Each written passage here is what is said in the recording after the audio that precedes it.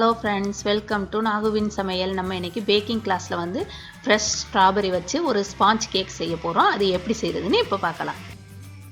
இப்போ தான் எங்கள் சேனலை ஃபஸ்ட் டைம் பார்க்குறீங்கன்னா கீழே இருக்கிற ரெட் கலர் சப்ஸ்கிரைப் பட்டனை கிளிக் பண்ணுங்கள். கூடவே இருக்கிற பெல் ஐக்கானையும் கிளிக் பண்ணுங்கள். அப்போ தான் நாங்கள் போடுற வீடியோ எல்லாம் உங்களுக்கு நோட்டிஃபிகேஷனாக வரும். இப்போ இந்த கேக் செய்கிறதுக்கு நான் வந்து இந்த மாதிரி ஃப்ரெஷ்ஷான ஸ்ட்ராபெரி எடுத்து நல்லா கழுவிட்டு எடுத்து வச்சுருக்கேன். 8லேருந்து 9 வரையில் எடுத்திருக்கேன். நீங்கள் வந்து சின்னதாக இருந்தால் 9 எடுத்துக்கோங்க, பெருசாக இருந்ததுன்னா 7 போதுமானது இருக்குது. இதை வந்து இப்போ வந்து நல்லா சின்னதாக கட் பண்ணிவிட்டு நம்ம என்ன பண்ணணுன்னாக்க மிக்சி ஜாரில் போட்டு அரைக்கணும். இப்போ ஃபஸ்ட்டு கட் பண்ணிக்கலாம். கட் பண்ண ஸ்ட்ராபெரியை வந்து இந்த மாதிரி ஒரு ஜாரில் வந்து நான் வந்து மாற்றிக்கிறேன். மாற்றிட்டு அதோடு நம்ம வந்து கொஞ்சம் பால் சேர்க்கணும். பால் வந்து ரொம்ப சேர்க்க தேவையில்லை. ஒரு அரை டேபிள் ஸ்பூன் இல்லாட்டி 1 டேபிள் ஸ்பூன் சேர்த்துக்கோங்க. நான் இப்போ வந்து 1 டேபிள் ஸ்பூன் தான் சேர்த்துருக்கேன். ஏன்னா பால் நிறையா ஊற்றுறோன்னா அப்புறம் ரொம்ப தண்ணியாக வந்துடும். அதனால பார்த்துக்கோங்க, கொஞ்சமாக தானே ஊற்றுங்க. அதோட ஒரே 1 டீஸ்பூன் அளவுக்கு ஜீனி போடுறேன்னா போட்டுட்டு இப்போ இதை வந்து கொஞ்சம் இதுவாக அரைச்சி எடுத்துக்கலாம். ரொம்ப நைஸாக அரைக்கணும்னு தேவையில்லை. இந்த மாதிரி கொஞ்சம் பெருபெருக்கையாக இருந்தாலே நல்லாயிருக்கும். ஏன்னா அந்த ஸ்ட்ராபெரி வந்து நம்மளுக்கு வந்து கடிச்சு சாப்பிட்றப்ப அந்த கேக்கில் வந்து நல்லாயிருக்கும். அந்த சாப்பிட்றது ஃப்ரெஷ்ஷாக போடுறதுனால அந்த டேஸ்ட் வந்து ரொம்ப நல்லாயிருக்கும். இப்போ அது பாருங்கள், நான் வந்து அரைச்சி எடுத்தாச்சு. இப்போ ஒரு க்ளீனான பவுல் ஒன்று எடுத்திருக்கேன். அதில் வந்து ஒரு சல்லடை வச்சுட்டு அரை கப் அளவுக்கு நான் வந்து மைதா மாவு எடுத்துக்கிறேன். அப்புறம் அரை டீஸ்பூன் அளவுக்கு பேக்கிங் பவுட்ரு போடுறேன். அப்புறம் ஒரு 1/4 டீஸ்பூன் பேக்கிங் சோடா போடுறேன். 3ஐயும் போட்டுட்டு நல்லா 3 தடவை சளிச்சு எடுத்துக்கோங்க. அப்படி இல்லைன்னா ஒரு தடவை சளிச்சிட்டு ஃபோர்க்கோ விஸ்கோ வச்சுட்டு நல்லா கலக்கி விட்டுக்கோங்க. நான் வந்து இன்றைக்கி வந்து 3 தடவை சளிச்சு எடுக்கிறேன். ஏன்னா அப்போ தான் எல்லாம் நல்லா மிக்ஸ் ஆகும். இப்போ 3 தடவை சளிச்சாச்சு. இதை வந்து மாற்றி வச்சிடலாம் நம்ம. இப்போ நான் வந்து 2 முட்டை எடுத்திருக்கேன். 1/2 கிலோ மாவுக்கு வந்து 2 முட்டை எடுத்திருக்கேன். 2 முட்டையோட வெள்ளையை தனியாக எடுத்துகிட்டு மஞ்சளை தனியாக எடுத்து வச்சுருக்கேன். இப்போ வெள்ளை வந்து பெரிய பவுலில் வந்து இந்த மாதிரி எடுத்துக்கோங்க. மஞ்சளை வந்து சின்னதில் எடுத்துக்கோங்க. நம்ம இந்த முட்டையோட வெள்ளை எடுக்கிறது வந்து எந்த விதமான எண்ணெயோ தண்ணியோ இருக்கக்கூடாது அந்த பவுலில். அப்படி இருந்ததுன்னா அது வந்து பொங்கி வராது, பார்த்துக்கோங்க. அந்த முட்டையில் வந்து ஒரே 1 பிஞ்ச் அளவுக்கு நான் வந்து உப்பு போடுறேன். அப்படி இல்லைன்னா 1/4 டீஸ்பூனில் பாதியாக போட்டுக்கோங்க, பாதி இதுவாக போட்டுக்கோங்க உப்பு. இப்போ வந்து அதை வந்து நல்லா பீட் வச்சுட்டு நல்லா பீட் பண்ணி எடுத்துக்கணும். அந்த கலர் பாருங்கள், முட்டை வெள்ளை வந்து மாறி நல்லா அப்படி ஃப்ளஃபியாக வரும். அந்தளவுக்கு நம்ம பண்ணினதுக்கப்புறம் நான் வந்து நம்ம எவ்வளோ மாவு எடுக்கிறோமோ அதே அளவுக்கு பவுட்ரு பண்ண ஜீனி வந்து சேர்க்கணும். நான் 1/2 கப்பு மாவு எடுத்ததுனால இப்போ வந்து 1/2 கப்பு பவுட்ரு பண்ண ஜீனி வந்து எடுத்து வச்சுருக்கேன். அதை ஒரேடியாக போட்டுறக்கூடாது, கொஞ்சம் கொஞ்சமாக போட்டு நம்ம வந்து மிக்ஸ் பண்ணிக்கணும். இப்போ நல்லா க்ரீமியாக வர்றது வரையிலும் பீட் பண்ணி எடுத்துக்கணும். அப்போ தான் நம்மளுக்கு வந்து கேக் வந்து நல்லா சாஃப்டாக வரும். நம்ம வந்து கேக் சாஃப்டாக வரலைனாக்கா நம்ம வந்து பீட் பண்ணது வந்து சரியில்லைன்னு அர்த்தம். அதனால் நல்லா எந்த அளவுக்கு நல்லா ஃப்ளஃபியாக வர முடியும், இது பண்ண முடியுமோ அந்த அளவுக்கு பண்ணிக்கோங்க. இப்போ வந்து முட்டையோட மஞ்சளை வந்து சேர்க்குறேன். ஒரேடியாக சேர்த்துடக்கூடாது. இந்த மஞ்சள் வந்து ஒன்றொன்னா போட்டு நம்ம வந்து பீட் பண்ணிக்கணும். ஃபஸ்ட்டு 1 சேர்த்துட்டேன். அதுக்கப்புறம் அது கொஞ்சம் பண்ணினதுக்கப்புறம் அடுத்தது சேர்த்துட்டு நல்லா இப்போ வந்து 2ஐயும் சேர்த்துட்டு நல்லா பீட் பண்ணி எடுத்துக்கணும். இப்போ பாருங்கள், அந்த மஞ்சள் கலரே மாறி நல்லா ஒரு மாதிரி வெள்ளை கலர் மாதிரி வந்துருச்சு. இந்த அளவுக்கு பண்ணிக்கணும். இப்போ வந்து நான் வந்து 1/2 டீஸ்பூன் அளவுக்கு வெண்ணிலா எசன்ஸ் சேர்க்குறேன்.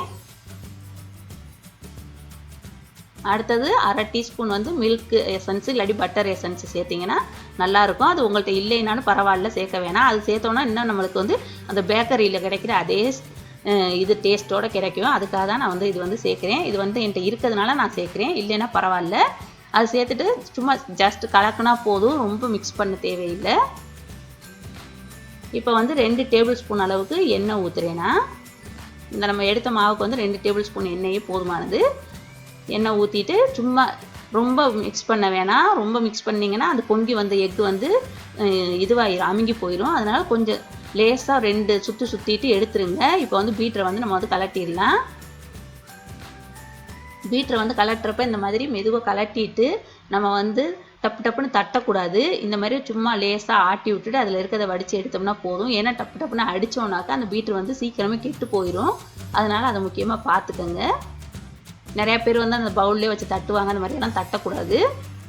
இப்போ வந்து நம்ம வந்து சளிச்சு வச்சுருக்கோன்னா அந்த மாவை வந்து கொஞ்சம் கொஞ்சமாக போட்டு நான் வந்து விஸ்க் வச்சு இதில் கலக்கிறேன். நீங்கள் வந்து ஸ்பேச்சுலா வச்சு கூட கலக்கிக்கோங்க.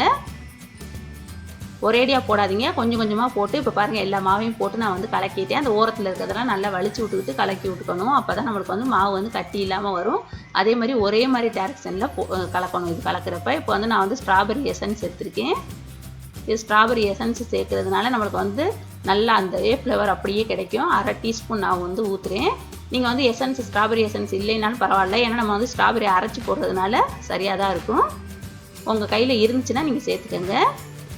இப்போ நான் வந்து ரெட் கலரில் கொஞ்சமாக லேசாக சேர்க்குறேன். நீங்கள் வந்து ரோஸ் கலர் இருந்துச்சுன்னா ரோஸ் கலர் சேர்த்துக்கோங்க. நான் வந்து என்கிட்ட வந்து ரோஸ் கலர் இல்லாததுனால ரெட் கலரை வந்து 1/4 டீஸ்பூன் ஊற்றுறேன். நீங்கள் ரோஸ் கலராக இருந்ததுன்னா 1/2 டீஸ்பூன் ஊற்றிக்கோங்க கலருக்காக. ஏன்னா அப்போ தான் அந்த ரோஸ் கலர் நம்மளுக்கு கிடைக்கும். இப்போவே இந்த எசன்ஸ் சேர்த்த உடனே நல்ல வாசம், அவ்வளோ நல்ல ஸ்ட்ராபெரி வாசம் வருது. இப்போ பாருங்கள், அது ரெண்டையும் ஊற்றி நல்லா கலக்கியாச்சு. இப்போ நம்ம அரைச்சி வச்சுருக்கோம்ல அந்த ஸ்ட்ராபெரியையும் அதோடு சேர்த்துட்டு நல்லா கலக்கிக்கணும். நல்லா அப்படி ஒரு ஸ்ட்ராபெரி இந்த பிஸ்கட்லாம் இருக்கும்ல, க்ரீம் பிஸ்கட்லாம், அந்த மாதிரி நல்ல டேஸ்ட்டு, நல்ல மனம் வருது. ஓரமெல்லாம் வலிச்சு விட்டுட்டு நல்லா இது பண்ணிக்கோங்க. நான் இப்போ வந்து அவனை வந்து 180 டிகிரிக்கு 10 நிமிஷம் வந்து ப்ரீஹீட் பண்ணிகிட்டு இருக்கேன். அதே மாதிரி நல்லா மிக்ஸ் பண்ணதுக்கப்புறம் இது வந்து கொஞ்சம் இந்த மாதிரி இதுவாக தான், கொஞ்சம் தண்ணியாக தான் இருக்கும் மாவு, ரொம்ப திக்காக இருக்காது. இந்த மாதிரி கன்சிஸ்டன்சியில் வச்சுக்கோங்க. இப்போ நான் வந்து இது வந்து பட்டர் பேப்பர் போட்டு 8 இன்ச் பேன் வந்து க்ரீஸ் பண்ணி வச்சுருக்கேன். அதில் தான் மாற்ற போகிறேன். இப்போ இதை வந்து 180 டிகிரியில் வந்து 30 நிமிஷம் வந்து வச்சு எடுத்துடலாம் அவனில். இந்த கேக் இதுவை இந்த மாதிரி 2-3 தடவை தட்டி விட்டுக்கோங்க. அப்போ தான் அந்த ஏர் பப்புள்ஸ்லாம் போகும். இப்போ பாருங்கள், அவனில் வச்சு எடுத்துகிட்டு வந்துட்டேன்.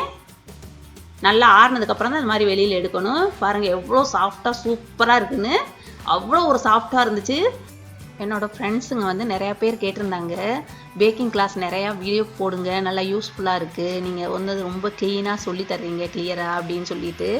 ஆனால் வந்து எனக்கு வந்து பேக்கிங் கிளாஸ் போடுறதுக்கு கொஞ்சம் லேட் ஆகிடுச்சு, அதனால சாரி.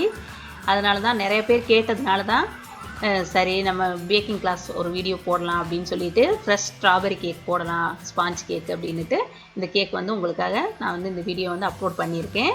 நிறையா பேருக்கு வந்து யூஸ்ஃபுல்லாக இருக்கும்னு நினைக்கிறேன்.